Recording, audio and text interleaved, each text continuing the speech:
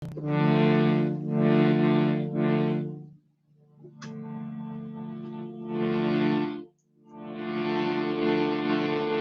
Shri Yashoda Damodar Ki Jai. Namam Ishwaram Sachitanandalupam Lasatkundalam Gokule Brajamanam Yashodabhiyolaka Ladavamanam Aram Rishtamatyantato Drutya Gopya Durandamahurnetra Yugmam Rijantam Paramboja Yugmena Satankanetram Muhuswasatam Patri Ekakakantam Vitarvevam Damodaram Bhaktivadam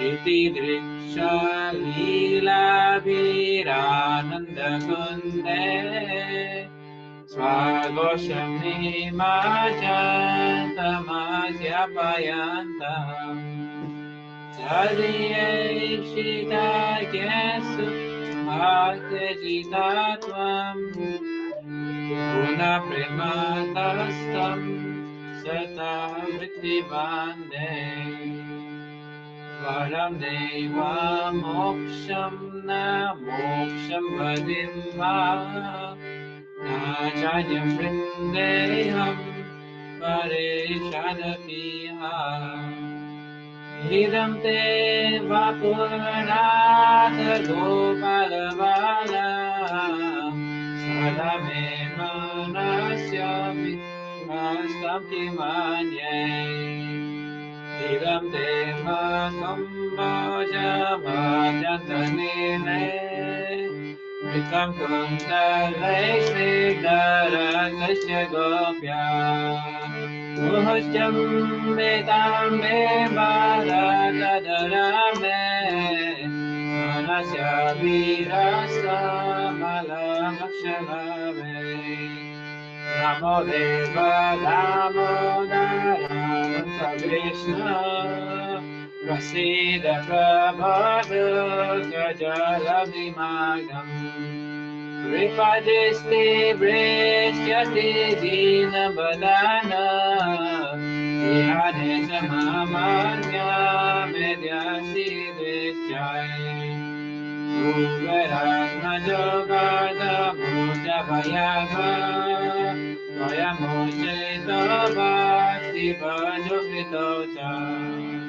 Tatha Prema Bhaktim Swakame Prayacha Mokshe Grahame Sri Damodareha Namaste Studamne Spuradipidamne Adi Hridaya Vishwasudamne Namo Radhikaya Gadiyai Priyayai Namo Nakalilaya Devaya Tubhyam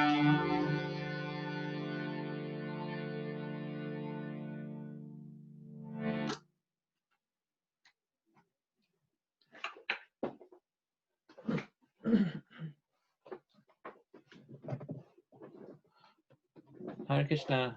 So a few more have joined. Sorry, I forgot to read the translation at the beginning. So used to reading after.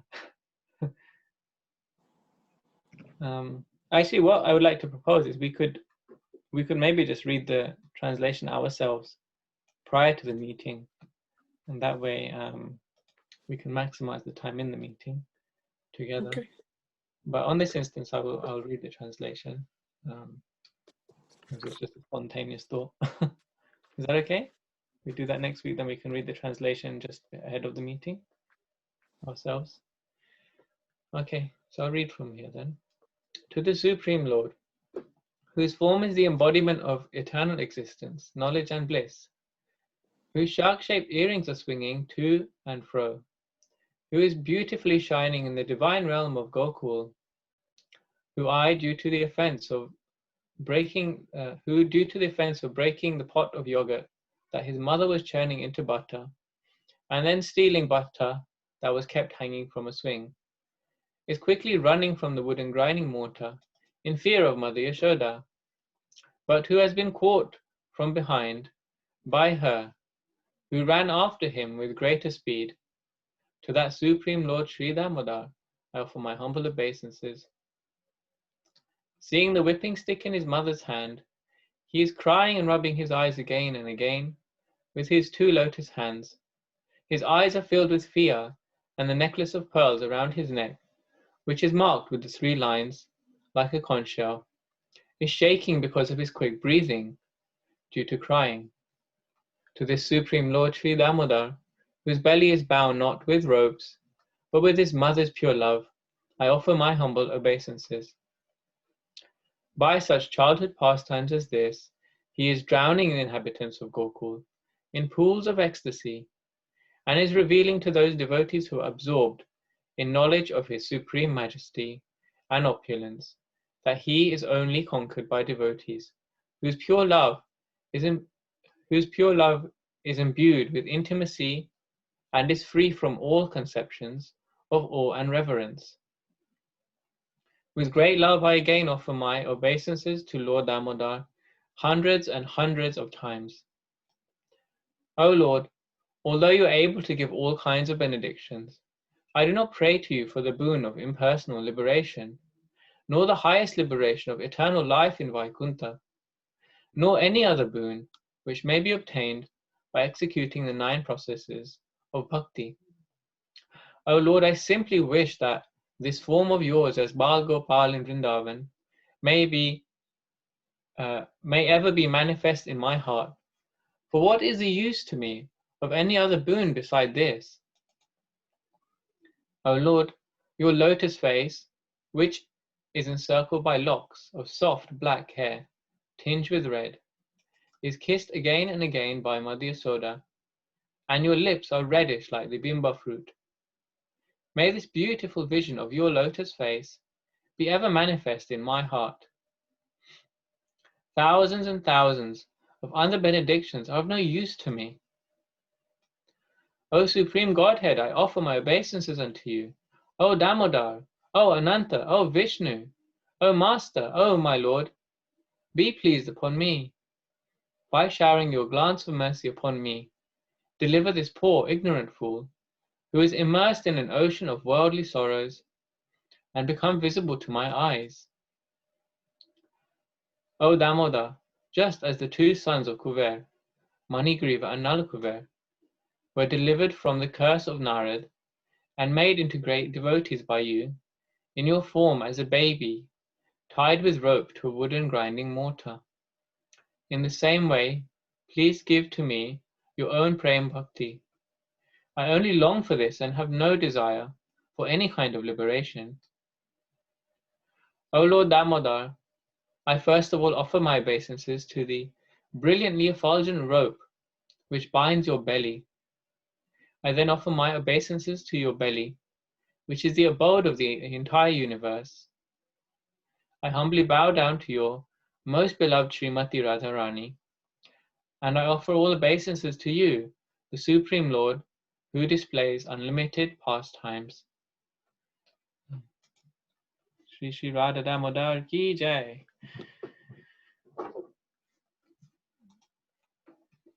So I hope everybody's doing well. We're ready to begin now, so it would be appreciated if everyone could have their camera on for the meeting, so it helps our discussions. And we're just at the end of the 15th chapter now, the killing of Dhenukasura. We have just a few paragraphs which kind of merge into the next chapter actually, which is of course subduing Kaliya. So I think we are beginning from the paragraph which is a few days after killing the Dhenukasura. few days after killing of Dhenukasura. Okay, is that right? Yeah. Prakash Prabhu? Mhm. Looking at you because you usually have a good measure of where we are. Yeah. Okay. Good. All right. So, and do we have readers for this evening? So Jay Prakash Prabhu has consistently been volunteering first. Panchali number 2. Anyone else would like to read? Really appreciate if we could have some. Well, everyone could read a little bit. Would you like to put a number in the chat box after the previous number? Then we can create a reading order. Okay. If we have a couple more, that would be great. And then we can begin. So has everyone found the place we're reading from? Yeah?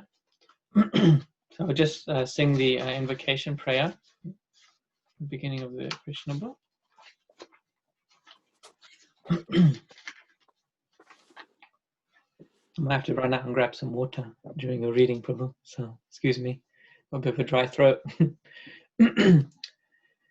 Krishna, Krishna, Krishna, Krishna, Krishna, Krishna, Krishna, hey. Krishna, Krishna, Krishna, Krishna, Krishna, Krishna, Krishna, hey. Krishna, Krishna, Krishna, Krishna, Krishna, Krishna, Rakshamam. Krishna, Krishna, Krishna, Krishna, Krishna, Krishna, Pahimam. Rama Raghava, Rama Raghava, Rama Raghava, Rakshamam. Krishna Keshava, Krishna Keshava, Krishna Keshava, Pahimam. Okay. And happy for you to begin, Prabhu. I'll just be back in a moment with a glass of water.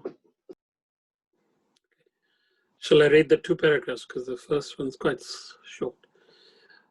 That's a few fine. days, yeah, a few days after the killing of Dhenukasura, people began to come into Talavan forest to collect the fruits, and animals began to return without fear to feed on the nice grasses growing there. Just by chanting or hearing these transcendental activities and pastimes of the brothers Krishna and Balram, one can amass pious activities. When Krishna and Balram entered the village of Vrindavan, along with their friends, they played their flutes, and the boys praised their uncommon activities in the forest. Their faces were decorated with tilaka and smeared with the dust raised by the cows, and Krishna's head was decorated with a peacock feather. Both he and Balram played their flutes, and the young gopis were joyous to see Krishna returning home. All the gopis in Vrindavan remained very morose on account of Krishna's absence. All day they were thinking of Krishna in the forest or of him herding cows in the pasture. When they saw Krishna returning, all their anxieties were immediately relieved, and they began to look at his face, the way drones hover over the honey of the lotus flower. When Krishna entered the village, the young gopis smiled and laughed. Krishna, while playing the flute, enjoyed the beautiful smiling faces of the gopis. Wow, beautiful descriptions. Nice start. So, so Dhenukasura has been killed by, does anyone remember? Balram. Yes, Lord Balaram. And so in this particular chapter, Lord Balaram is the hero. And so that's nice to observe that. So I was hearing a class where it was mentioned that Krishna, the demons he kills, of course, all of the demons, they personify particular anarthas. And the demons which Krishna kills personify the anarthas which we have to overcome ourselves. And it's said that Lord Balaram, the demons which he kills, are anarthas which are so great that even we cannot overcome them ourselves. Anyways, we have to depend on Krishna actually to overcome any anartha. But actually, we need the help of the Guru, which is represented by Lord Balaram. He's the original Guru. So those anathas are especially great. And so we see in this chapter how Dhenukasura was defeated, killed, along with his friends by Lord Balaram and Krishna. And so just by reading this Krishna book, one thing that stood out is we get so many benedictions or blessings, isn't it? So one of them is mentioned in this in this paragraph which we read. Did anyone see that?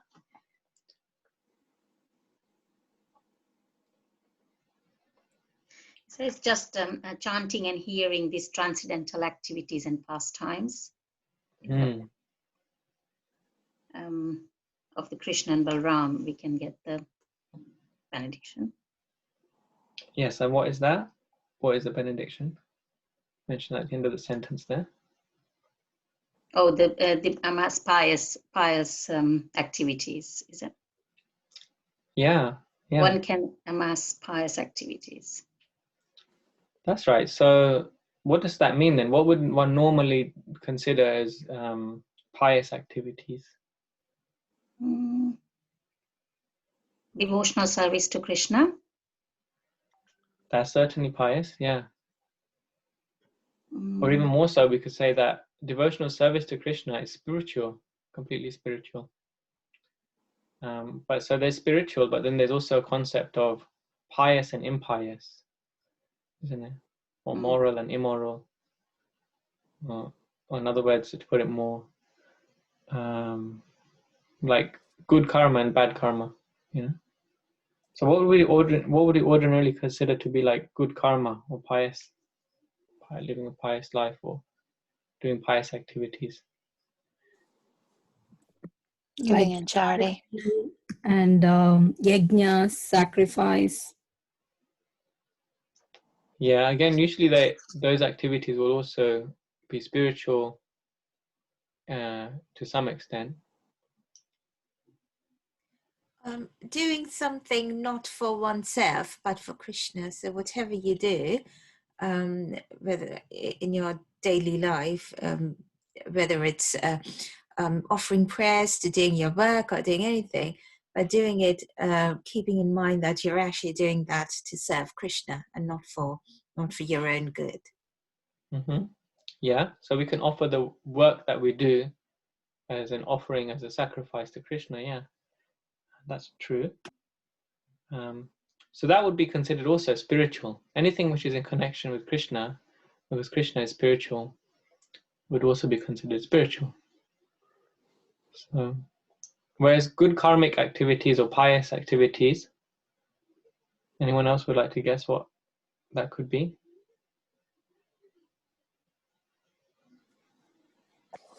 Would it be like preaching or talking about Krishna?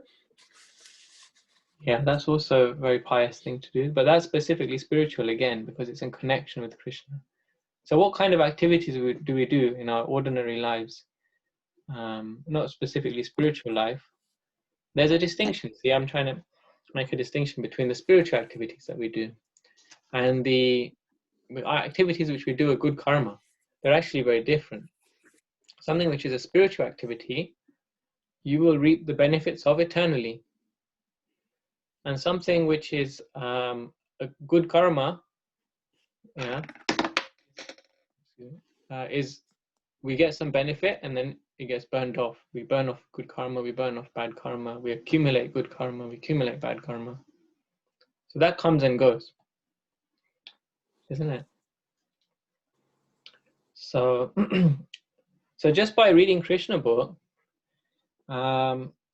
not only are we getting spiritual benefit, of course, even all our material things are taken care of.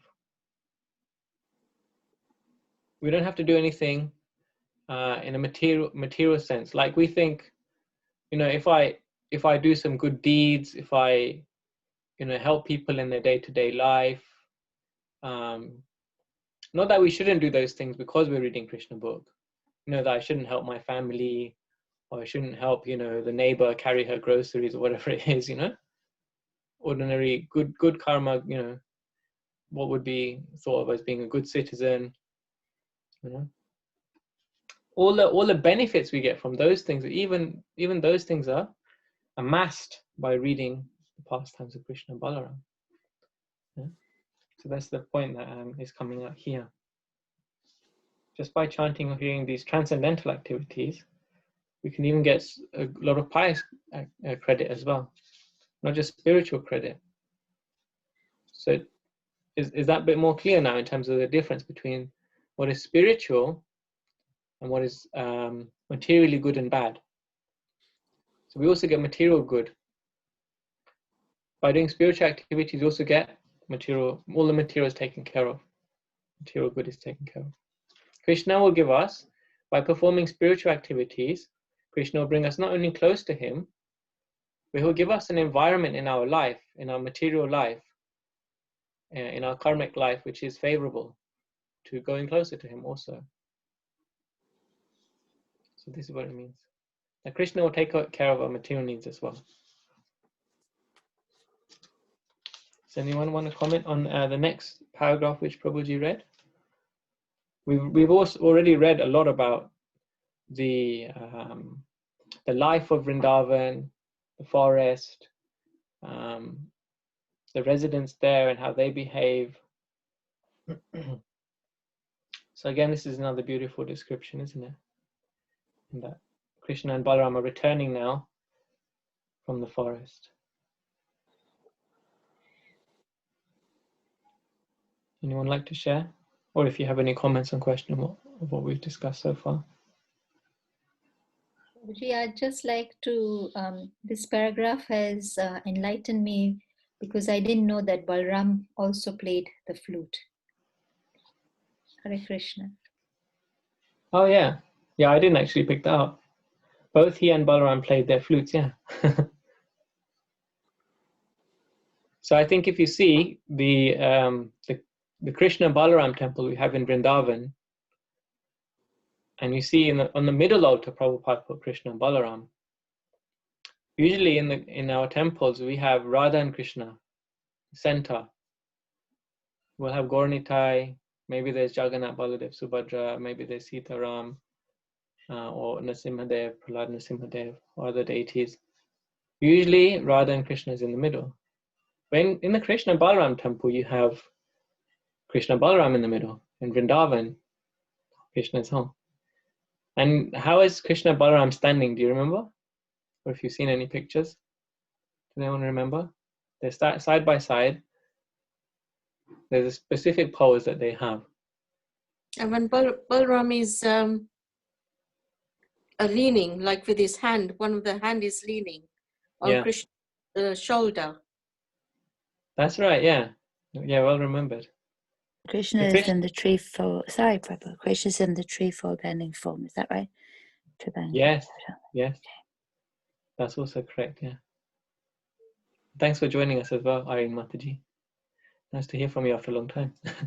Sorry, I couldn't get unmuted. Yes, long time, Prabhu. Hare Krishna. Hare Krishna. Welcome. Nice to see you. Hare Bol. Yes, that's right. So Krishna Balaram. And Balaram is actually resting. Krishna is resting on Balaram. And you see sometimes that Balaram holds a flute in those deities. Balaram is sometimes holding a flute. Yeah. Or rather, isn't it? Balaram is resting on Krishna's arm, isn't it, actually? Yes, that's right. Sorry, my mistake. Yeah. And you see Balaram, the hand which is resting on Krishna, he sometimes holds a flute in that hand. And the other hand, he's got the hala, the dagger, the hammer. Sometimes he's holding that, or he's holding his plow. It's called plow, isn't it? Or he's holding what do you call it? A mace, gada. So sometimes he holds those. So yeah, thanks Mataji for bringing that up.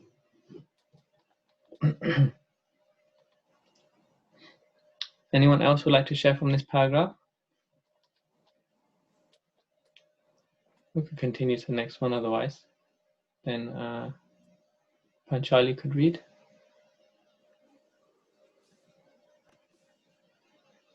Okay.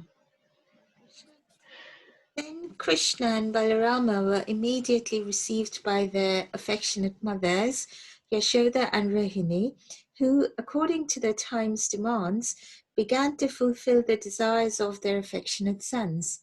Simultaneously, the mothers rendered service and bestowed benediction upon their transcendental sons. They took care of their children by bathing them and dressing them very nicely. Krishna was dressed in yellowish garments, and Balarama was dressed in bluish garments, and they were given all sorts of ornaments and flower garlands. Being relieved of the fatigue of their day's work in the pasturing ground, they looked refreshed and very beautiful. Shall I You continue? also, yes, please read one more. They were given palatable dishes by their mothers, and they pleasantly ate everything. After eating, they were seated nicely on clean bedding, and the mothers began to sing various songs of their activities. As soon as they lay down on the bedding, they very quickly fell fast asleep. In this way, Krishna and Balarama used to enjoy Vrindavan life as cowherd boys. Okay. Anyone else have any thoughts on these paragraphs?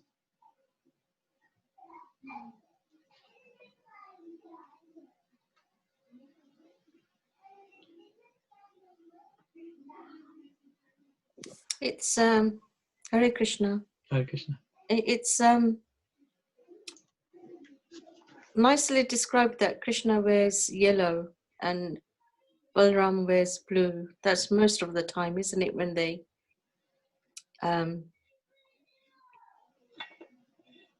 Yes, that's right. Yeah, they always wear those colors. That's right. Yeah. In fact, at the temple of Nanda Bhavan in Vrindavan, where they have the Krishna Balaram deities there, they only ever wear yellow and blue, Krishna and Balaram. They don't wear any other colors for them. Of course, in our ISKCON temples, they wear all different colors. But there, they only wear yellow and blue because every day, that's Krishna's favorite and Balaram's favorite.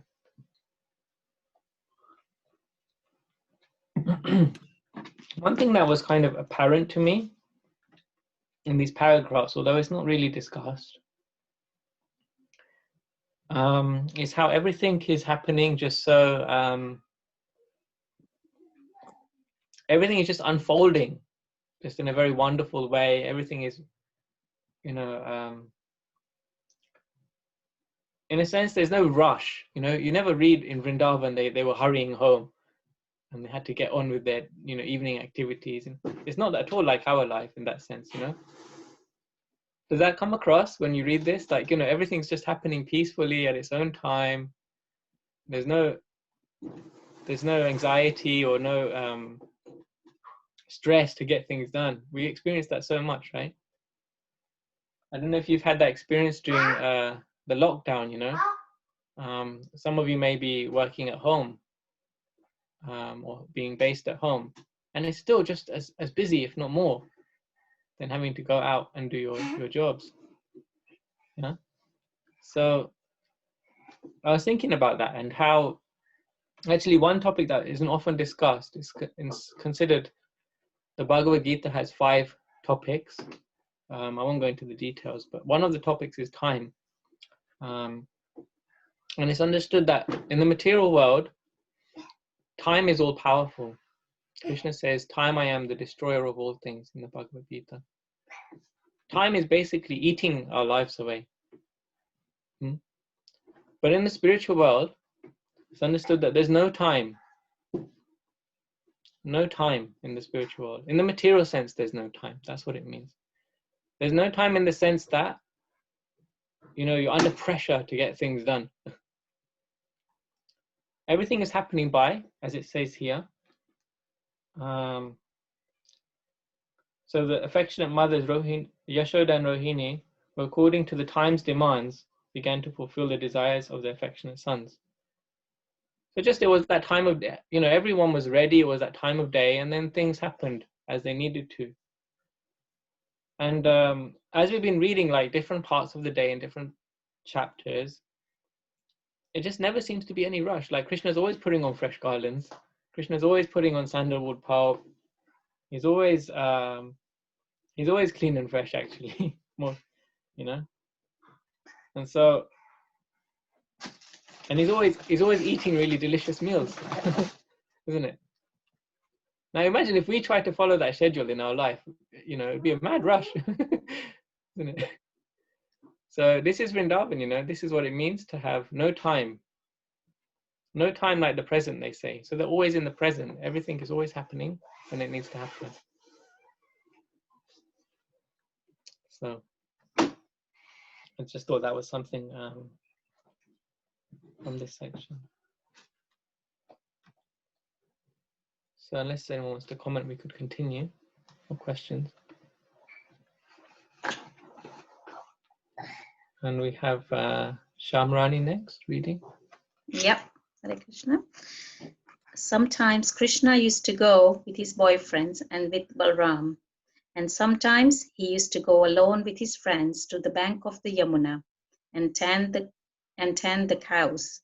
Gradually, the summer season arrived, and one day, while in the field, the boys and cows became very thirsty and began to drink the water of the Yamuna. The river, however, was made poisonous by the venom of the great serpent known as Kaliya.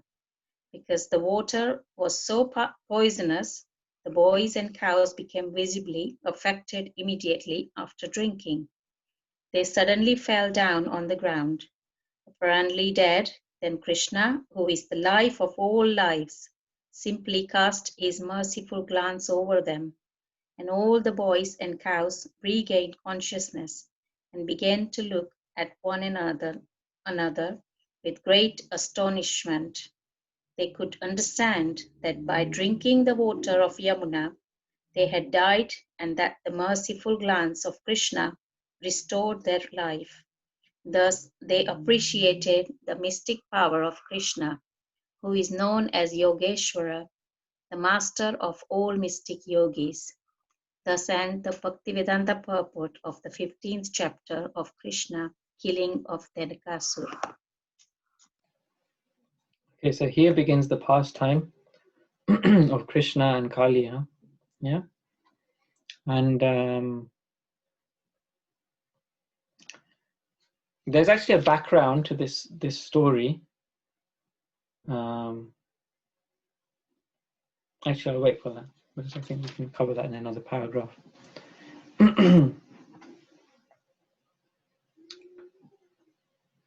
So yeah, essentially what's being discussed here is that introduction to this next chapter, that the boys were thirsty because of the hot weather, the boys and the cows. Yeah.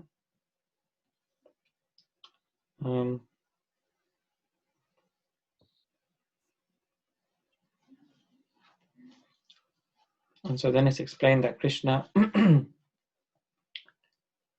what happened to the boys and cows after that? They drank the water of the Yamuna.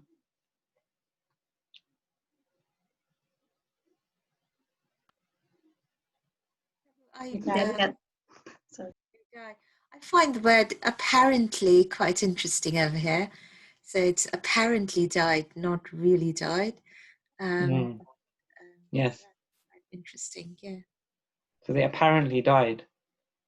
Why would Prabhupada say, because Prabhupada, being a pure devotee, he would obviously be very particular about what he's saying. Why would he use that word apparently then?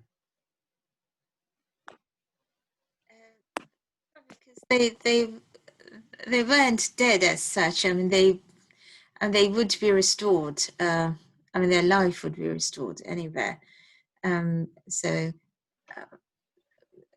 So that probably that's the reason, because they weren't dying in real. Yeah, because the soul never actually dies. The soul is eternal. So that's one thing, yeah. So it's a fact that nobody ever really dies, especially Krishna's devotees. Krishna is performing Leela with them. He's performing a pastime with them. So they're actually never under any real danger. It's all just actually part of a play, and there's going to be a great lesson in this, which we'll come across. So this Leela is happening for our benefit. Krishna is coming to perform these pastimes to show us that he's the Supreme Lord.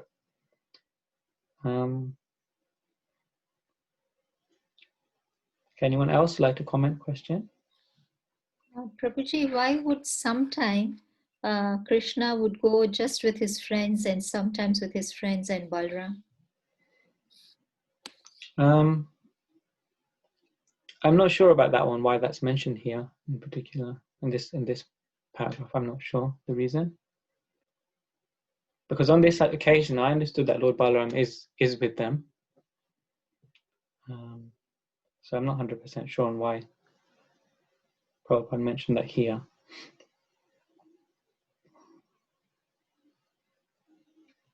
Another thing was interesting that the Yamuna was at one time so pure you could just go and drink the water there. Yeah. Has anyone ever been to a lake or a river where you can just drink water straight out? I've never been.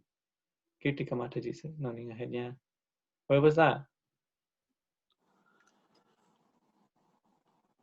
In Kenya, there are lots of places where you can do that. The water Hot is... springs, is it? Or Yeah, it's a lake. lake, yeah. Yeah. Jai Prakash Prabhu? Yeah, we did that in Malawi. Malawi. Yeah. Okay. I Also don't know. East Africa.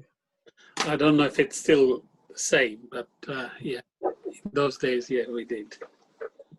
I've never done that. I've never been able to. I think even if there was somewhere I could do that, I just wouldn't feel comfortable. Just like the way my conditioning is, you just think, no, I'm not going to try. Right? So Well, once upon a time, you could do that. Yeah, if you get, I've done it like in Dev Prayag. Yeah. It's much up the river, and obviously it's still cleaner.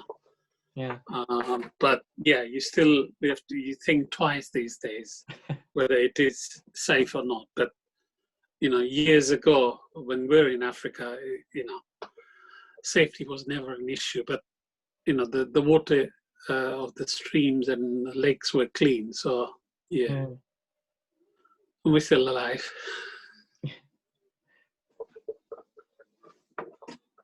Yeah, I could just. I was thinking how Vrindavan is like that today. It's practically actually scientifically they say the Yamuna is actually a dead river. From the scientists, they say that because of so much pollution, there's more pollution in the water than there is water. So when you have like water and then some pollution is added to it, then it's polluted water. They're saying the situation is so bad now. Actually, there's pollution there and some water. This is actually the condition of our river Yamuna today. So in one is you can relate to this somewhat because there's that much poison in the water today. And there's a lot of campaigning going on to change that. And there is actions being taken from the government also in response. So we still have some way to go, of course, before we can literally drink the water from the Yamuna. But one day we hope, right? Hopefully one day in our lifetime. Okay. So we can begin then chapter 16, subduing Kaliya. And if anyone else would volunteer to read, that would be appreciated. After Kirtika Mataji. Would you like to start now, Mataji? Hare Krishna. Chapter 16, Subduing Kaliya.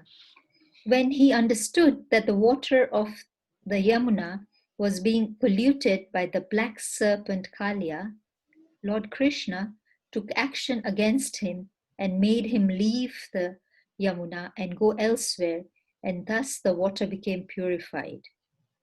When this story was being narrated by Sukhdev Goswami, Maharaj Parikshit became eager to hear more about Krishna's childhood pastimes. he inquired from Sukdev Goswami how Krishna chastised Kalia, who was living in the water for many years.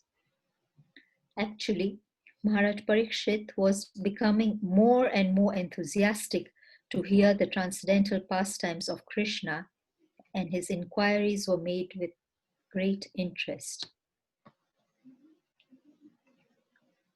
Shall I continue?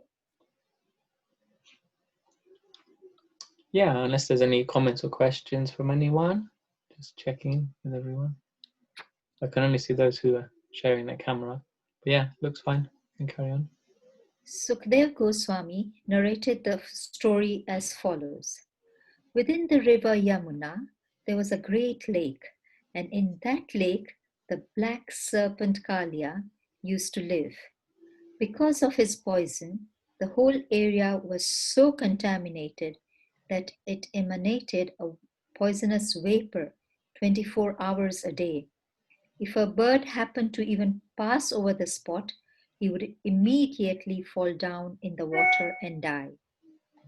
Due to this poisonous effect, the Yamuna's vapors, the trees and the grass near the bank of the Yamuna had all dried up. Lord Krishna saw that the effect of the great serpent poison, the whole river that ran before Vrindavan was now deadly.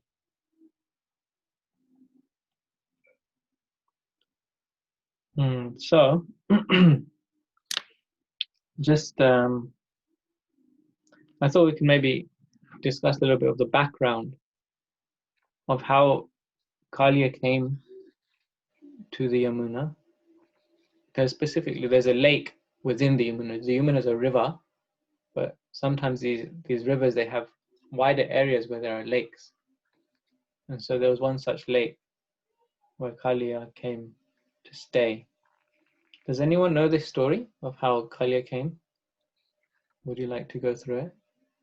Would you like to hear it? Yeah? Okay. So I'll try and narrate it best to my memory. So in a previous life, there was a sage. I don't have the details of the names actually.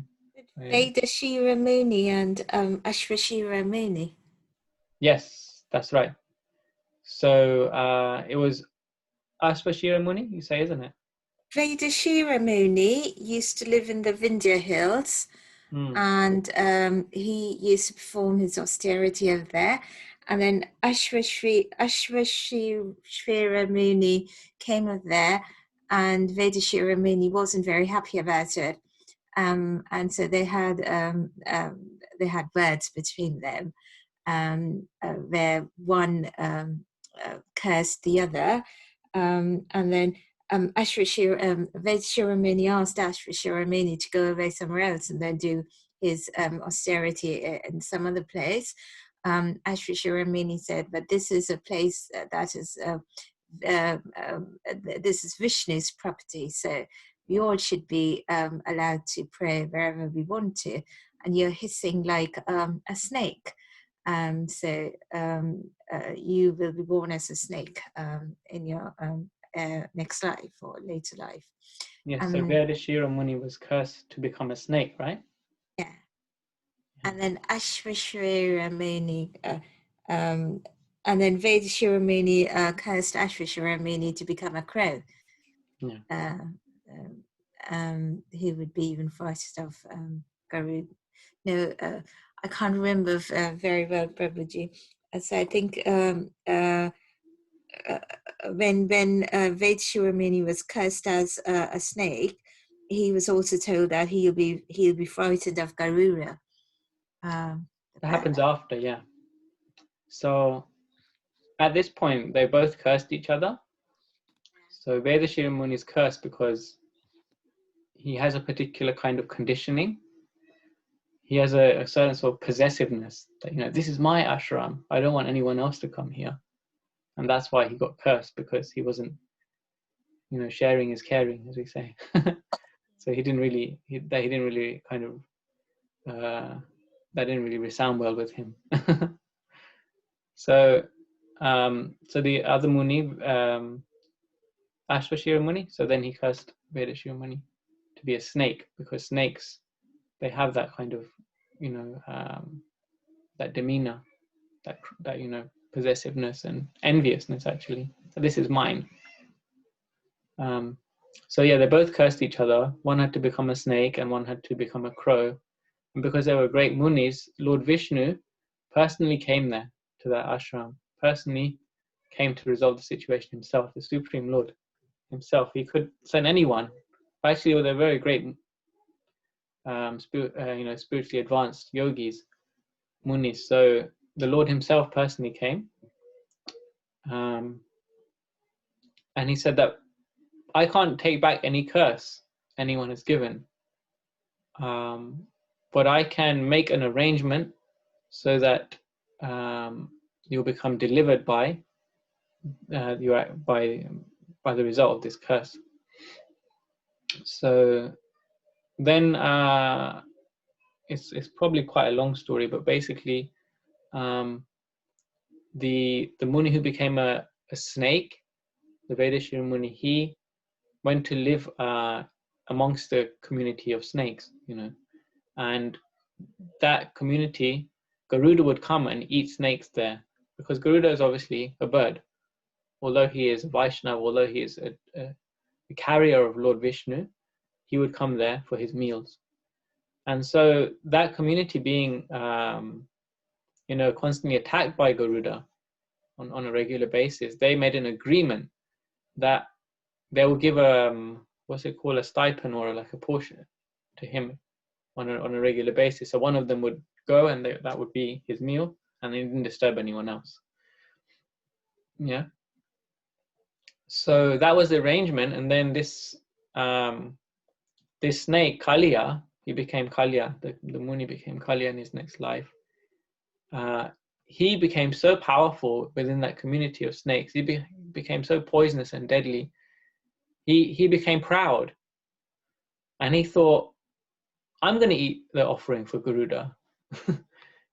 So that developed in him also, that pride. And possessiveness was already there, so then pride developed as well. And then he took that offering, and Garuda came to attack him.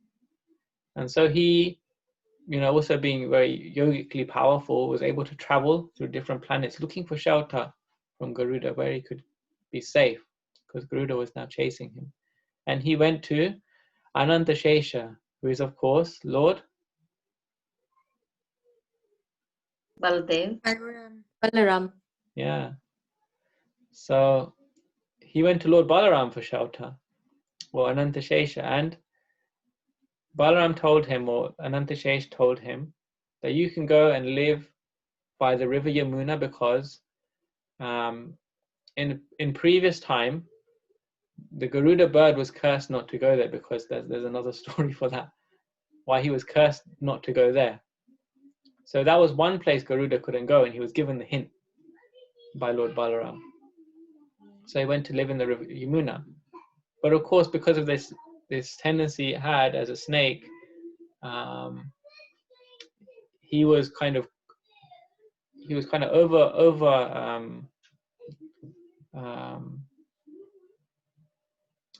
what's the word? Like, he was kind of, taking over that area, and his poison was spreading, and he was increasing in his power to the extent it was disturbing everyone there. Yeah. So it said here, even the birds that flew over the river would not be able to breathe because of the fumes, and they would drop dead into the water. What a horrible scene, huh? Yeah. So this was the situation. And so this is how the Kaliya snake has come to Vrindavan. So is there any comments or questions from what we've discussed or read? Otherwise we could continue. So Prabhuji, it's so easy to fall. I mean, these were munis, and I mean, I'm sure they've done a lot of austerities, and something happened and they had to fall. And once you fall down, then you get all the anarthas like envy and possessiveness and pride. And apparently they must have got rid of it in their previous births when they were munis. And now they've fallen and they've acquired all of it, all of the anarthas again. So it's so easy, even for great souls. That is amazing, I think. Yeah, what's interesting to know is that two things I think from this. So one is that these munis, they were habituated to performing austerity. And it's understood that austerity in itself, although it can give great power, it doesn't actually purify the depths of the heart. So tapasya on its own isn't sufficient to achieve Krishna. Because Krishna is not achieved by tapasya alone. By bhakti, Krishna is achieved. Krishna is Bhakta Vatsal. He becomes subservient to his bhaktas. And so these, even though they were great souls, no doubt, they had, by performing austerities, become hard-hearted. Yeah. So that's the first thing. And the second thing is that, yes, the anarthas, as we kind of discussed briefly in the beginning, is something we have to always work on. We always have to work on. And as devotees, we can depend on Krishna. That dependency has to be there. We have to depend on Krishna, depend on Balaram to guide us and help us.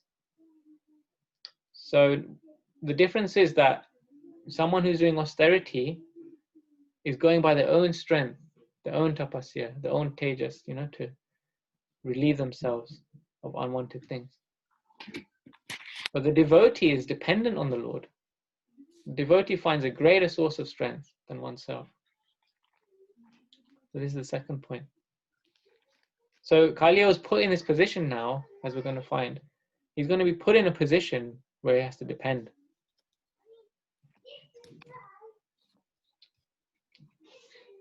So Prabhuji, this is probably an answer to the question you asked about karmas. You asked what are the good karmas, and so probably they did pious activities and they did good karmas, and they didn't have the transcendental knowledge probably, and they were not devoted.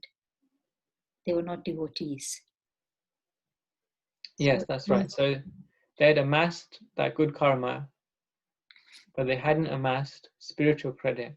So yeah, they hadn't engaged fully in bhakti. Because bhakti means to surrender to Krishna. Krishna, you know what's best for me. I trust you entirely.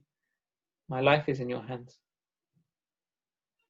So rather than me becoming spiritually powerful on my own strength, I surrender to you, Krishna. Whatever you desire, I accept is best for me. Because then there's no pride. Then there's like whatever good happens or bad happens, it's because I'm surrendered to Krishna. It's happening. It's for the best.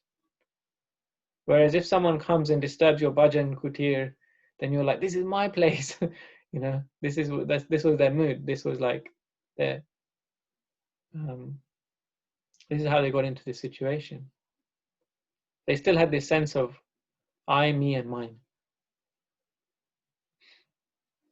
But no doubt they're great souls and they're teaching us all a lesson by the arrangement of Krishna.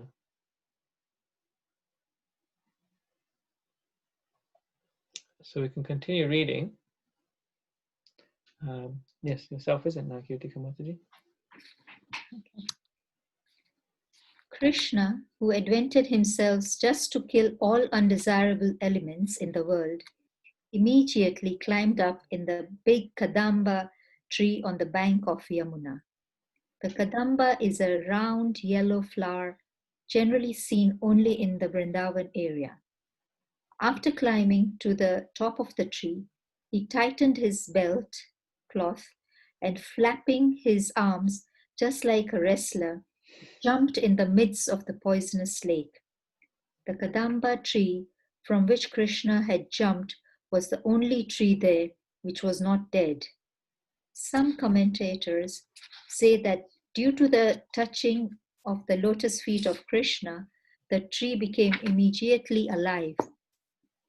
In some other Puranas, it is stated that Garuda, the eternal carrier of Vishnu, knew that Krishna would take this action in the future, so he put some nectar on this tree to preserve it. When Lord Krishna jumped into the water, the river overflowed its banks as if something very large had fallen into it. This exhibition of Krishna's strength is not at all uncommon because he is the reservoir of all strength.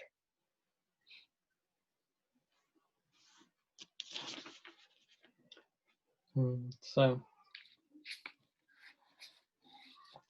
Krishna really brings a lot of drama with him, isn't it? You can see here. He climbs to the top of the tree and tightens his belt like a wrestler. Starts slapping his limbs, you know. Gonna mess with me? Gonna mess with my friends? I'll show you. Just like how we read about Lord Balaram when he went into the Talvan forest, right? He was just charging right in there. So we spoke about that, and anything that anyone can like to reflect on from here?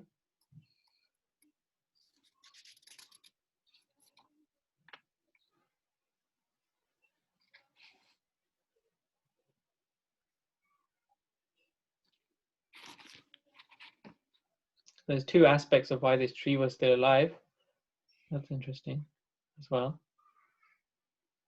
The Kadamba tree is also a very favorite tree of the residents of Vrindavan, particularly Lord Krishna, because that yellow flower, it reminds Krishna of Srimati Radharani. It's actually like golden yellow, you know.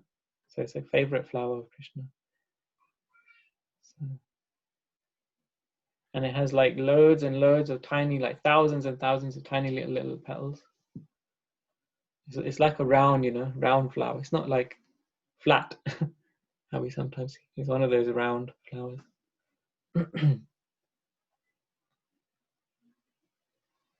Like a ball, flower ball. And so Krishna, although he was so small, when he jumped in the river, what kind of impact did it make?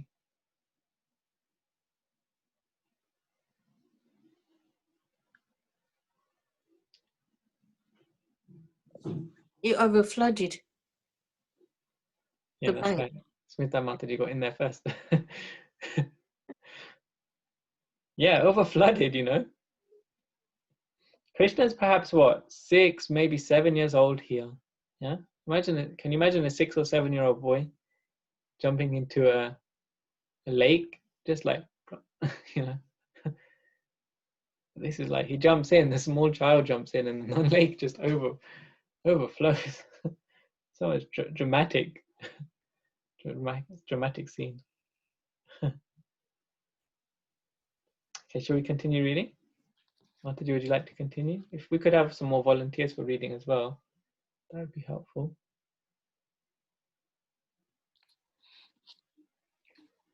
Okay. When Krishna was swimming about, just like a great strong elephant, he made a tumultuous sound which the great black serpent Kalia could hear.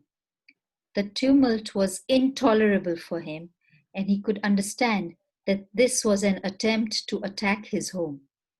Therefore, he immediately came before Krishna. Kalia saw that Krishna was indeed worth seeing because his body was so beautiful and delicate. Its colors resembled that of a cloud, and his legs resembled a lotus flower. He was decorated with shrivastha, jewels and yellow garments. He was smiling with a beautiful face and was playing in the river Yamuna with great strength. But in spite of Krishna's beautiful features, Kalia felt great anger within his heart, and thus he grabbed Krishna with his mighty coils. Seeing the incredible way in which Krishna was enveloped in the coils of the serpent, the affectionate cowherd boys and the inhabitants of Vrindavan immediately became stunned out of fear. They had dedicated everything to Krishna, their lives, property, affection, activities, everything was for Krishna. And when they saw him in that condition, they became overwhelmed with fear and fell down on the ground. All the cows, bulls, and small calves became overwhelmed with grief, and they began to look at him with great anxiety. Out of fear, they could only cry in agony and stand erect on the bank, unable to help their beloved Krishna. Wow, so this dramatic scene is becoming quite moving now, isn't it? It's like heart-wrenching scene now.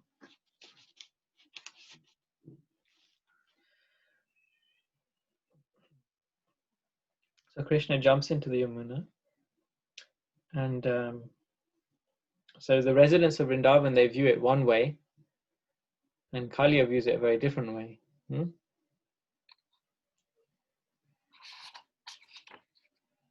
I often give this analogy, I've heard it from Prabhupada, of the mouth of the cat. Does anyone remember that analogy? The mouth of the cat is like, what is that like for the mouse? What is that like for the kitten? Does anyone remember? Yes. So the mouth of a cat is danger for the mouse because it's going to be killed. But for the kitten, it's the mother's embrace because the cat holds its kitten by the scruff with the mouth. So, so both of them have a different experience of Krishna jumping in the lake. Actually, they're both in fear, but it's a different kind of fear. So you can say, like a materialist, he fears for himself or herself, right? Puts themselves first as a center.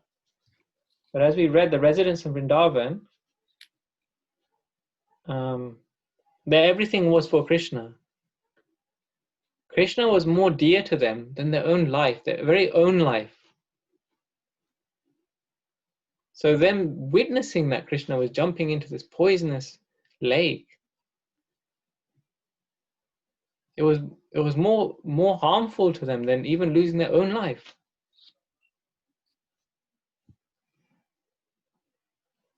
So they were stunned out of fear, crying in agony, because their very life and soul was gone. And so how can we relate to this, as practicing, as sadhaka devotees, practicing devotees? Because, this isn't perhaps our experience, right? I don't see anyone here shedding tears just yet.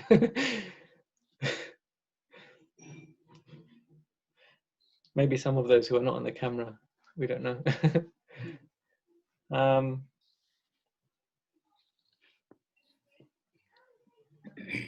But it works both ways, actually.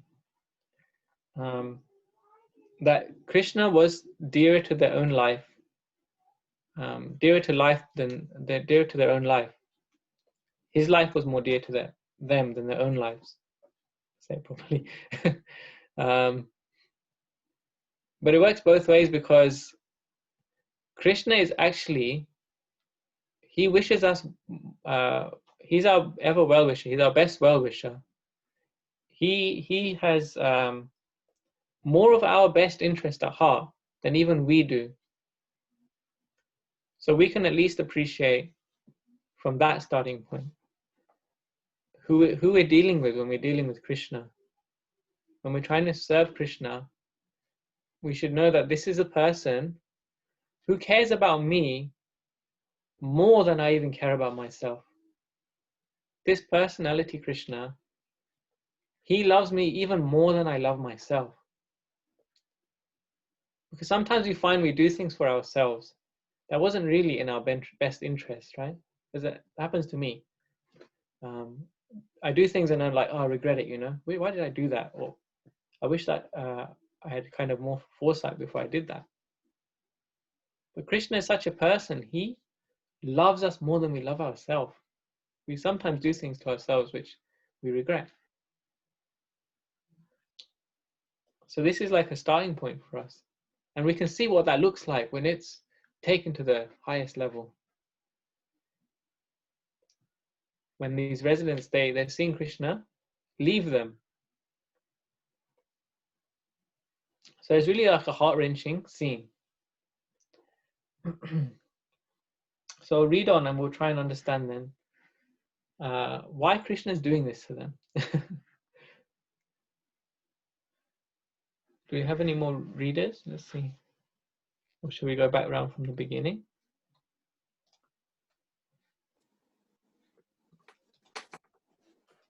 Jai Prakash Prabhu, would you like to read again, Jai Prakash Prabhu? Yeah, sure. Thanks. While this scene was taking place on the bank of Yamuna, there were ill omens manifest.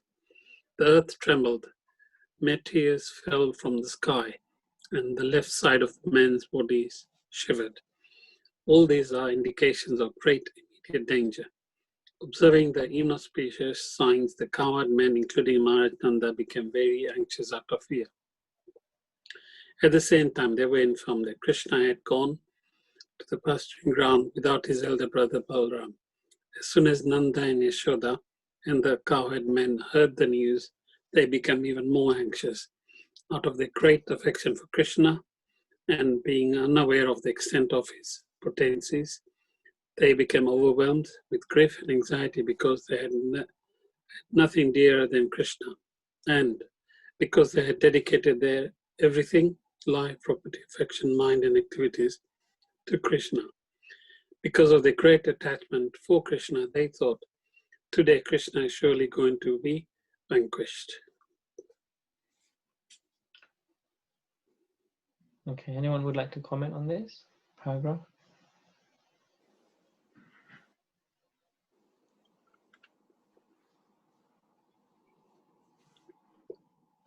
Vijay, I think in this paragraph it's mentioned everything, life, property, affection, mind, and activities twice. I mean, in the previous paragraph and this. So it's the same repetition. So I think this is trying to portray a message to us that we should, this is the way we can love Krishna, by dedicating everything. How do we know that we love him?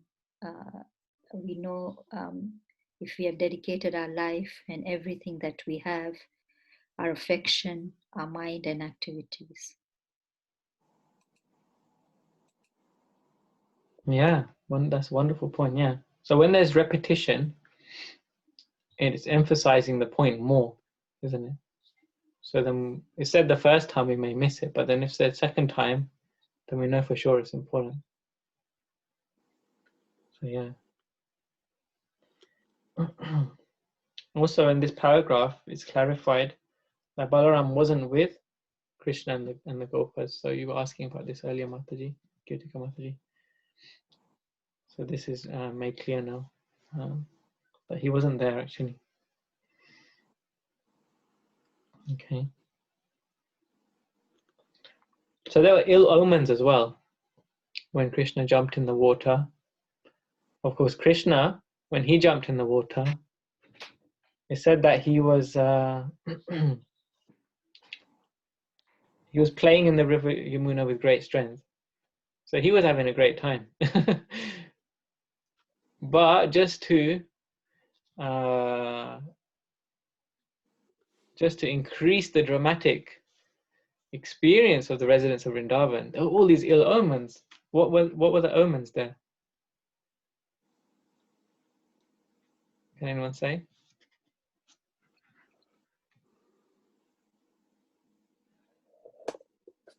It says here meteors fell from the sky. I don't know what that really means, but Yeah. meteors fell from the sky. What does that mean? Anyone say? That's rocks from space. Is that what a meteor is? Yeah, I think that's right. Yeah. Can you imagine the scene? Like meteors are falling from the sky. That's quite shocking, isn't it? And then what else? It's trembled. Yeah, it was like an earthquake was happening as well. This also mentions the left side of men's bodies shivered. Doesn't say the whole body, but the left side. Yeah. So what does that mean? According to, I don't know exactly where it's mentioned, but in the Vedas it's mentioned that you can identify omens, certain types of inauspicious omens. Prabhupada talks about it in the first canto of Srimad Bhagavatam as well, when Krishna leaves Dwarka, when Krishna leaves Hastinapur for Dwarka. There were similar inauspicious omens. And it said that, do you ever get twitching? Like, like your ear twitches or your eye or nose, or you have twitching in your fingers. So this is what's being referred to here. It's understood that for men, if the left side has like a twitching sensation, it's considered inauspicious. And for women, it's the right side. That's considered. If there's a twitching, it's kind of a sensation that you can know, okay, something's not quite right. It's kind of a message, an omen. So. I heard my grandma always used to mention that. I just thought that was superstitious. Yeah. I never really realized it was actually in the Shastras and things. So yeah, it is like a superstition, isn't it? So that's mentioned as being one of the actual omens. So more than a superstition. So yeah. So this is very interesting, Prabhuji, because I have the Krishna book. I think this was the original one, probably. And because when I read also, you can see that I'm not reading the same one as you are. It doesn't have the left side. It just says the shivering. Men started shivering. So that's interesting that the revision happened and they inserted left. Yeah, possibly we could look into the Sanskrit if it's of interest and bring out that verse to be more clear. But it's also mentioned in other places as well, as I referred to that chapter in the Bhagavatam at the beginning. So, okay. Abhijit, just a quick point. Towards the end of the last chapter, where the cowherd boys died, and then they were brought back into life from death, and they realized Krishna's mystic powers, and they knew that they've been saved by Krishna. So on one hand, they realize Krishna as being the supreme power and having the mystic powers to overcome anything. And on the other hand, they are frightened for Krishna over here, his parents and all the people of Vrindavan. So there's again this. I mean, it's not really a duality as such, but it is there's a difference in their thought process. I mean, why is that so? So they do know Krishna can overcome everything, but why are they then feeling frightened about him? And why do they think that he's going to be vanquished? Very good question, yeah. So yeah, they understand, in particular the boys, they understand that Krishna has all mystic powers. So there are different rasas which different kinds of devotees have with Krishna. There are 5 primary rasas. So the Gopas, they're in fraternity or friendship. And it's considered that higher than friendship is the parental ras. And then higher than that is the conjugal ras. Yeah. So, and with each successive progression of ras, there is a greater sense of attachment to Krishna. Although all the rasas are perfect in each in themselves, the conjugal rasa is considered the most perfect because it has the most affect. There's the highest degree of affection with Krishna. So on one hand, they have the knowledge that Krishna, he's supremely powerful. Krishna reveals that to them from time to time because he slays so many demons and they get to witness it all. So although Krishna is like their best friend, they all know that Krishna is not like the rest of them in a way, because he's always like, they always go to him to save themselves from any situation. So that's their enjoyment, that's their rasa. That, you know, for them it's like for young boys, it's enjoyable when there's some danger, isn't it? There's a sense of enjoyment there, right? So no matter how dangerous it is, for young boys, it's like the more danger, the more fun. So that kind of is a predominant mood. Although danger is there, it's not the predominant thing. On the other hand, so they have this knowledge that Krishna is the supreme, but their affection covers it. And even more so when you get to the other rasas. So in the fraternity, the affection is much, much greater. They don't care how powerful Krishna is. He's still our Lala, you know. That's the way they see him. And there's a conversation between Nanda Maharaj and the coward men after Krishna picks up the Govardhan hill. Of course, Govardhan Puja is happening this Sunday. So there's a conversation after the Govardhan pastime, after Krishna picks up the hill and saves the residents of Vrindavan, because that's an extraordinary feat. And the coward men are like concerned, you know, like, who is this boy? What is he doing? And they come to Nanda Maharaj and say, you know, your son is the Supreme Lord. You can't deny it. And he's like, he's not so sure, you know. Because of his strong affection for Krishna, he says, no, Krishna's so naughty. How can he be the Supreme Lord? You know, he's convinced by that. Like on one hand, he says, yes, Garga Muni predicted these things when he gave the names-giving ceremony. But on the other hand, he's like, but if he's God, why is he so naughty? Why is he so mischievous? Why do I have to keep correcting him and chastising him? I hope that answers the question. Yeah, yeah, it does. Thank you. Thanks for it. Okay. Yeah.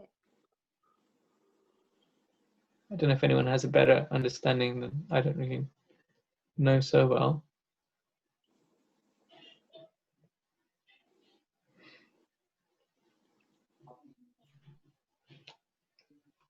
Okay, we can continue reading a little bit more. All the inhabitants of Vrindavan came out of the village to see Krishna. Their assembly consisted of children, old men, women, animals, and all living entities. They knew that Krishna was their only means of sustenance. While this was happening, Balram, who is the master of all knowledge, stood there simply smiling. He knew how powerful his younger brother was, and that there was no cause of anxiety when Krishna was fighting an ordinary serpent of the material world. He did not therefore personally take any part in their sorrow. On the other hand, all the inhabitants of Vrindavan were being disturbed, began to search out Krishna by following the impression of his footprints on the ground. And thus they were moved hastily towards the bank of Yamuna. Finally, by following the footprints marked with flag, harp, bow, and conch shell, the inhabitants of Vrindavan arrived at the river bank and saw that all the cows and boys were weeping to behold Krishna enwrapped in the coils of a black serpent. Then they became still more overwhelmed with grief, while Balram was smiling to see their lamentation. All the inhabitants of Brajabhumi merged into the ocean of grief because they thought that Krishna was finished. Although the residents of Vrindavan did not know much about Krishna, their love for him was beyond comparison. as soon as they saw that Krishna was in the river Yamuna, enveloped by the serpent Kalya, and that all the boys in cows were lamenting, they simply began to think of Krishna's friendship, his smiling face, his sweet words, and his dealings with them. Thinking of all these,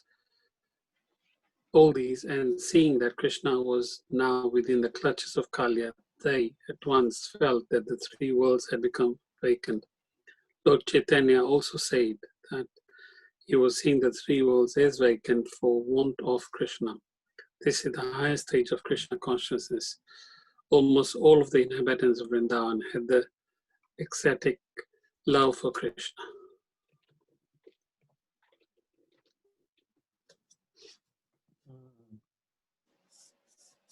So this paragraph, it's discussing that all of the residents are now coming to the river Yamuna along with Lord Balaram.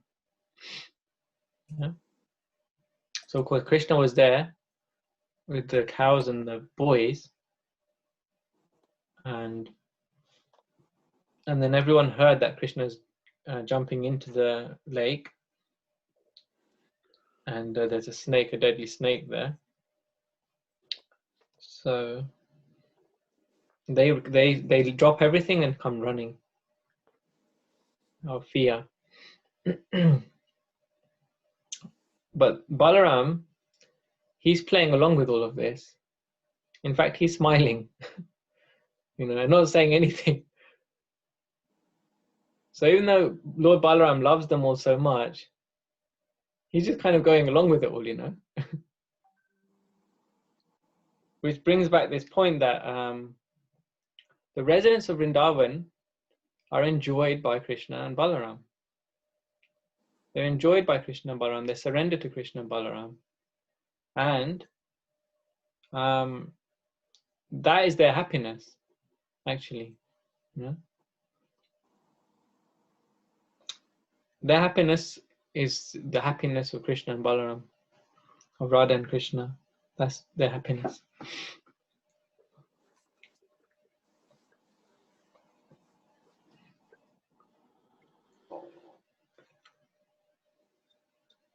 Does anyone else want to comment on this section? Prabhuji, I understand that Balram knew about Krishna being very powerful. But the cowherd boys were also crying and lamenting. And they had seen Krishna killing all the asuras. So they still were doubting that Krishna was not that strong. And number two was, why did they not rush to help Krishna? Why did they not go in the river? Like when during the Govardhan Leela, when Krishna was holding the mountain Govardhan on his, everybody were taking their sticks and helping and saying, Krishna, you take rest. Let us hold it. Let us, it's so strong, and let us help you. But here, they did not go to help him. So.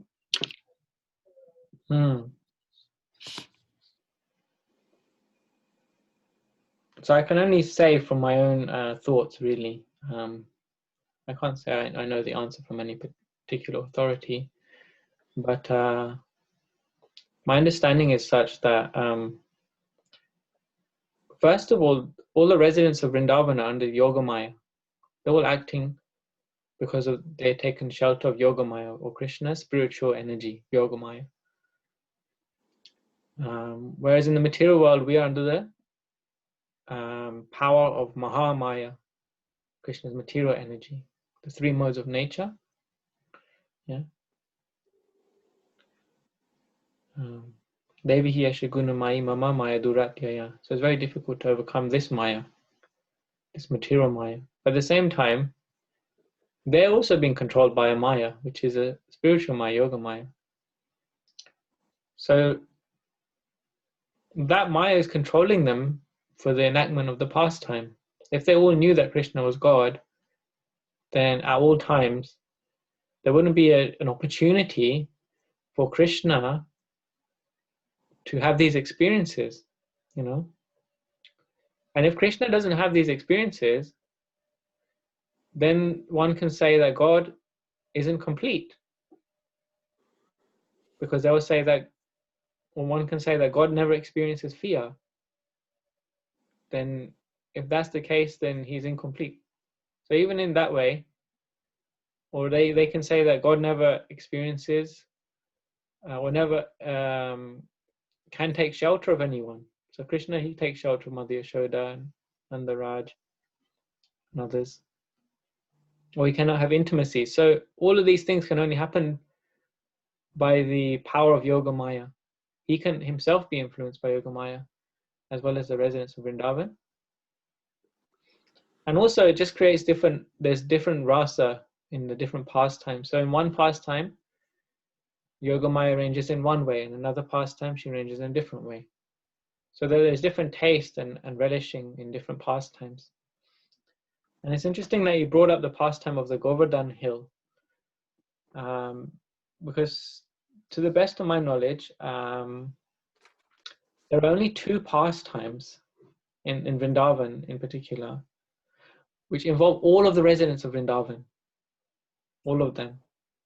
These two pastimes, the pastime of Krishna and Kaliya, and the Govardhan pastime, it actually involves all of the residents of Vrindavan.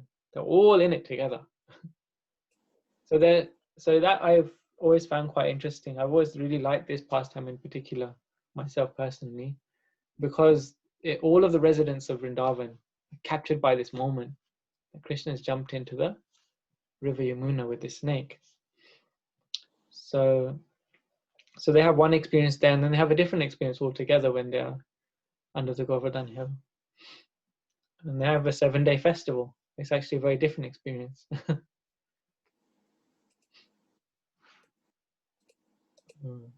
I hope that answers the question some more.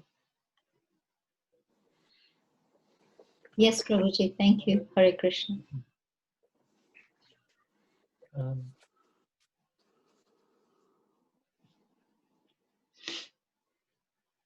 Anyone else would like to comment or question? I think we're at time now, aren't we? I just wanted to maybe say one more thing then. So there's a very important statement Prabhupada makes here. And he says, Lord Chaitanya said that he was seeing the three worlds as vacant for want of Krishna. And this comes from the prayers which Lord Chaitanya composed. Chaitanya Mahaprabhu is also the incarnation of Krishna. He's Krishna himself. But he only wrote one set of prayers known as the Shikshastakam. So being the avatar for this yuga and having those prayers is particularly important for us as Gaudiya Vaishnavas, as members of the Hare Krishna movement. And so Prabhupada is bringing this point in because the residents of Vrindavan, they were having a certain experience, they were having a certain emotion. In that experience, they felt that the three worlds had become vacant. They were feeling vacant without Krishna. Krishna was putting them in a situation where they felt empty, isn't it? So, so there's a verse like that. How is it? So Yugaitam Nimeshena Chakshusha Pravishaitam Sunyaitam Jagat Sarvam Govindam Virihena Me. So Lord Chaitanya prays that Yugaitam Nimeshena, that every moment feels like a whole yuga. Every moment without you, it feels like an age. It feels like yuga can also be translated as 12 years. A moment can feel like 12 years without you. That's the intensity of the love of the pure devotee. Yugaitam Nimeshena Chakshusha Pravrishayatam. And tears are torrents of rain. Tears are like torrents of rain coming from the eyes. And it said that when Chaitanya Mahaprabhu danced and he was crying tears, the tears were not pouring down his face. They were actually injecting out of his eyes. They were shooting out of his eyes. It's explained that his ecstasy was such that the tears were shooting out from his eyes. So, Chakshusha Pravishaitam Sunyaitam Jagat Sarvam Shunya. But does anyone know what that word shunya means? Yes? Yeah. Zero. Zero. Zero, empty. Yeah. It was like void. Yeah. Jagat Sarvam, the entire world was empty. Feels empty. Why? Because Govindam Virahena Me. Without Krishna, without Govinda, who is the life of the senses, who is the life of the cows in the land, everything just feels empty. And so maybe this is a good point to end on now, because we're about to chant. And so Chaitanya Mahaprabhu says that this is the high level of chanting, that we can experience this. Such love for Krishna. So one might say that I don't really want to feel like that, you know. I don't want to feel empty. I don't want to feel anguished. But again, let me remind you that the spiritual emotions and the material emotions are opposite. What we experience in this world as suffering is actually experienced as the highest ecstasies in the spiritual world. And therefore Krishna puts his the residents of Vrindavan through these extreme emotions, because actually they're experiencing great attachment for Krishna. You know, so they say you don't know what you've got till it's gone, isn't it? In England they say. So their love for Krishna, they don't realize how great it is, and it's just like increasingly, you know, strong in their heart. That love for Krishna, which we're all yearning for, is so great in the residents of Vrindavan. So this is the experience we want to have, and it comes through the chanting, as Chaitanya Mahaprabhu says. So this is the gift of the Hare Krishna Mahamantra that we can experience. So I think that brings us nicely onto the next part, which is we'll chant one round of japa together. Is that okay? Everyone has their japa beads at hand? Okay, so the way we did this last week, it seemed to be quite nice, is everyone could have the microphones on, and we chant together as a group, and we'll just go at our own pace. So I'm just going to turn my volume down. So we'll take around 10 minutes, so everyone will just finish at their own pace. Okay. So Jai Shri Krishna Chaitanya Prabhu Nityananda Shri Advaita Gadadhar Shivas Adi Gaura Bhakta Vrinda. Hare Krishna Krishna Krishna Hare Hare Ram Hare Ram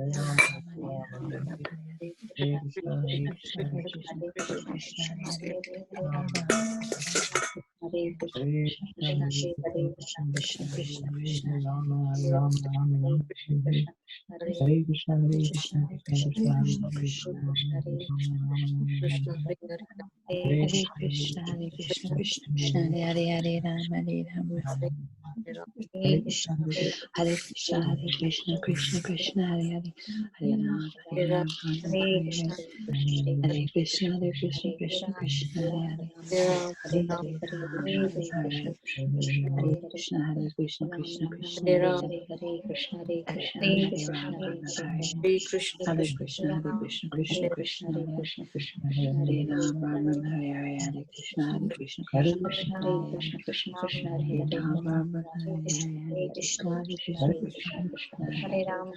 Ram, Hare Ram, Hare Hare Ram, Ram, Ram Ram, Ram, Ram, Hare Krishna, Hare, Krishna, Krishna Hare Krishna, Krishna, Krishna Krishna Krishna, Hare Krishna, Hare Hare Hare. Hare, Krishna Hare Hare Ram, Hare Ram, Ram, Ram, Hare Hare Hare. Hare Ram, Hare Ram, Hare Krishna, Krishna Hare Krishna, Ram, Hare Hare Ram, Ram, Ram, Hare Hare Ram, Hare Ram, Hare Hare Krishna, Krishna, Hare Krishna, Krishna, Krishna, Krishna Hare Krishna, Hare Hare Hare, Ram, Hare Ram, Ram, Ram, Hare Hare Ram, Hare Ram, Ram Hare Ram, Krishna, Hare Krishna, Krishna Krishna, Hare Hare Krishna, Hare. Hare Hare Hare Ram, Krishna, Hare Hare Ram, Krishna, Ram, Hare Ram, Ram, Hare Hare Ram, Ram Hare Ram, Krishna, Hare Krishna, Hare Krishna Krishna, Hare Krishna,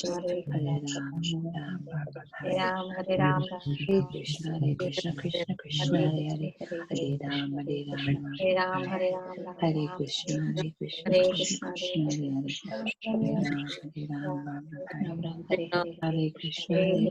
Krishna Krishna Hare Krishna, Hare Hare. Hare, Hare Ram, Hare Hare Hare Ram, Ram, Krishna, Ram, Hare Hare Krishna, Hare. Krishna Hare Krishna, Hare Krishna, Ram Krishna Ram, Krishna, Ram Hare Hare. Hare Hare, Hare Ram, Hare Ram, Ram, Ram, Hare Hare. Hare Krishna, Krishna Krishna, Krishna Hare Hare, Hare Ram, Hare Ram, Ram Hare Hare, Hare Krishna, Krishna Krishna, Krishna Hare Hare, Hare Ram, Ram Hare Hare. Hare Krishna, Krishna Krishna, Hare Hare, Hare Ram, Ram Hare Hare. Hare Krishna, Krishna Krishna, Krishna Hare Hare, Hare Ram, Ram Hare Hare. Hare Krishna, Krishna Krishna, Krishna Hare Hare, Hare Ram, Ram Hare Hare. Hare Krishna, Krishna Krishna, Krishna Hare Hare, Hare Ram, Ram Hare. Hare Krishna, Krishna Krishna, Krishna Hare Hare, Hare Ram, Ram Hare Hare. Hare Krishna, Krishna Krishna, Krishna Hare Hare, Hare Ram, Ram Hare Hare.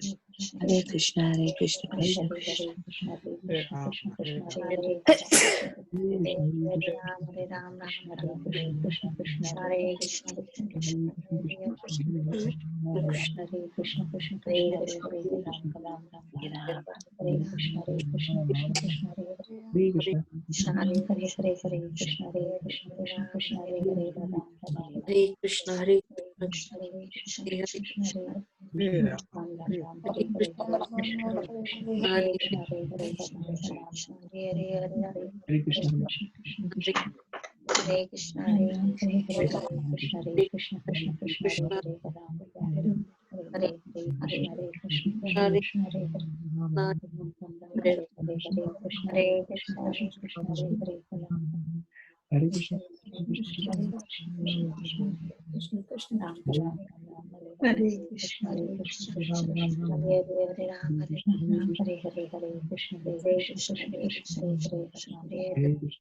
Ram, Ram Hare Hare. Hare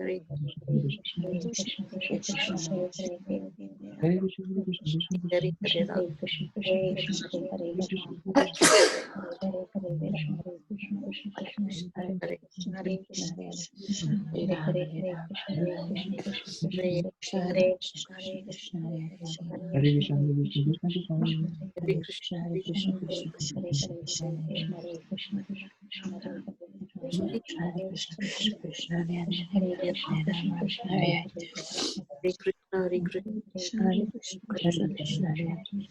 Hare Ram, Ram Hare Hare. Hare Krishna, Krishna Krishna, Hare Hare, Hare Ram, Ram Hare Hare. Hare Krishna, Krishna Krishna, Hare Hare, Hare Ram, Ram Hare Hare. Hare Krishna, Krishna Krishna, Hare Hare, Hare Ram, Ram Hare Hare. Hare Krishna, Krishna Krishna, Hare Ram, Ram Hare Hare. Hare Krishna, Krishna Krishna, Hare Ram, Ram Hare Hare. Hare Krishna, Krishna Krishna, Hare Ram, Ram Hare Hare. Hare Krishna, Krishna Krishna, Hare Hare. Hare Ram, Ram Hare Hare. Hare Krishna, Krishna Krishna, Hare Hare. Hare Ram, Ram Hare Hare. Hare Krishna, Krishna Krishna, Hare Hare. Hare Ram, Ram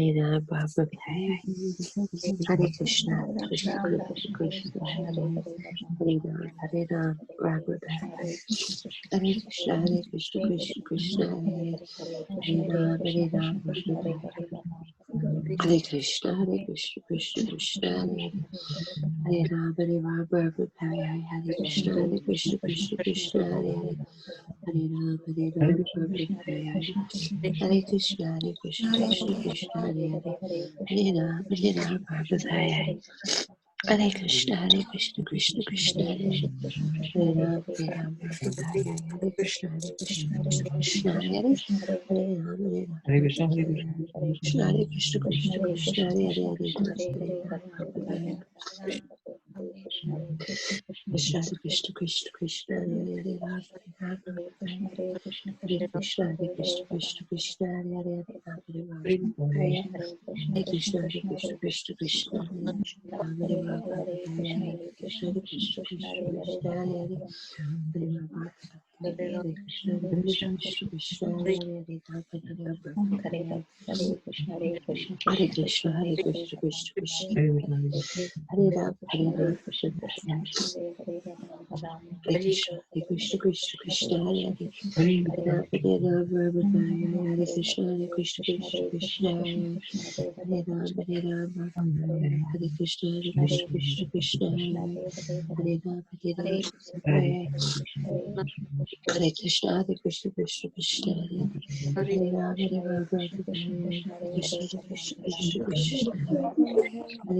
Krishna Krishna, Hare Ram, Hare Ram, Hare Krishna, Hare Krishna, Krishna Krishna, Hare Hare, Hare Ram, Hare Ram, Hare Krishna, Hare Krishna, Krishna Krishna, Hare Hare, Hare Ram, Hare Ram, Hare Krishna, Hare Krishna, Krishna Krishna, Hare Hare, Hare Ram, Hare Ram, Hare Krishna, Hare Krishna, Krishna Krishna, Hare Hare, Hare Ram, Hare Ram, Hare Krishna, Hare Krishna, Krishna Krishna, Hare Hare, Hare Ram, Hare Ram, Hare Krishna, Hare Krishna, Krishna Krishna, Hare Ram, Hare Krishna, Krishna Krishna, Hare Hare, Hare Ram, Just wait a moment for them to finish off. Krishna Krishna, Hare Ram, Hare Krishna, Krishna Krishna, Hare Ram, Hare Krishna, Hare Krishna,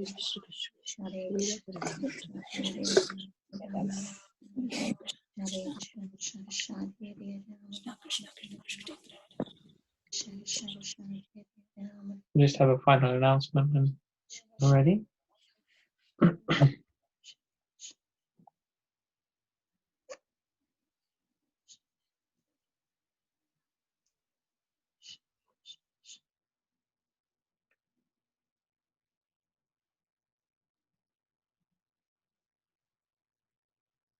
So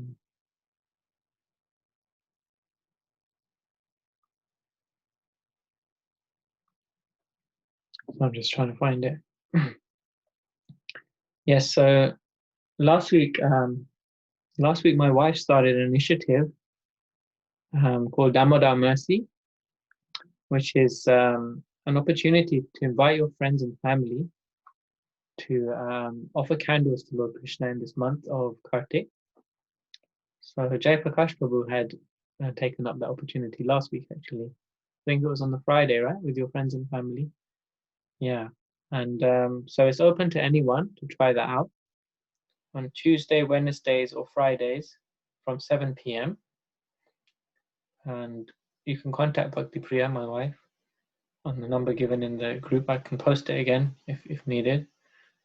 And so basically, you can invite your family to have a Zoom meeting where we hear the Damodar Astakam and then discuss the pastime and explain the meaning of this pastime as well as the song, the Damadastakam, and finish by offering candles with the Damadastakam. So it's probably half an hour or so, the program, half an hour, maybe 45 minutes, which you can arrange with your family. You can contact Bhakti Priya for more details. I'm going to put you on the spot a little bit, Jai Prakash Prabhu, if you don't mind sharing how it was for you.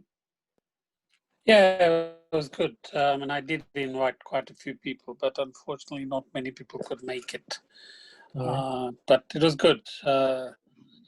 And one or two people who had joined who'd never done this before, so that was quite inspiring. So hopefully they're continuing to offer key lamp or candle every day. So which is very good. And the pastimes were explained very well as well. So it was very inspiring as well. Wonderful. That's brilliant. So Srila Prabhupada has explained that this month of Kartik is like a sale, I mentioned last week as well. So the devotees that are regularly practicing Krishna consciousness, just like the regular particular store, will go there, sale or no sale. But it's a great opportunity to share bhakti, Krishna bhakti with others in this month because they get extra benefit. And also we also get extra benefit. We also, we become very dear to Krishna for introducing people in this month of Kartik. So they can make a lot of spiritual progress along with us. So yeah, try and see if you can arrange a program with your friends, family in this special month, and it's wonderful. Like Diwali is approaching anyway, so people are in that festive spirit. Candles will be there, and it's a nice opportunity to utilize it. Of course, many of us won't be able to be with our families, so this is one more opportunity which you can have to do that. So yeah, please consider it and contact the number if you want further information. And apart from that, does anyone else have anything they want to share ahead of next meeting? Happy Ekadashi and happy Diwali to everybody. Yes, thank you very much, Prabhu. Happy Diwali, everyone. Happy Govardhan Puja, happy Ekadashi for tomorrow. Yeah. Thank you. Happy Ekadashi and happy Diwali to all of you. Happy Govardhan. Haribo. Haribo. Okay, so let's end here. Srila Prabhupada ki jai. Jai. Hare Krishna, everybody. His Grace Amu Naveen Prabhu ki Jai. Thank you, Prabhuji. Thank you. Jai. Hare Hare Krishna. Thank you, Prabhu. Hare Krishna, everyone. Hare Krishna. Uh, Good night. Good night.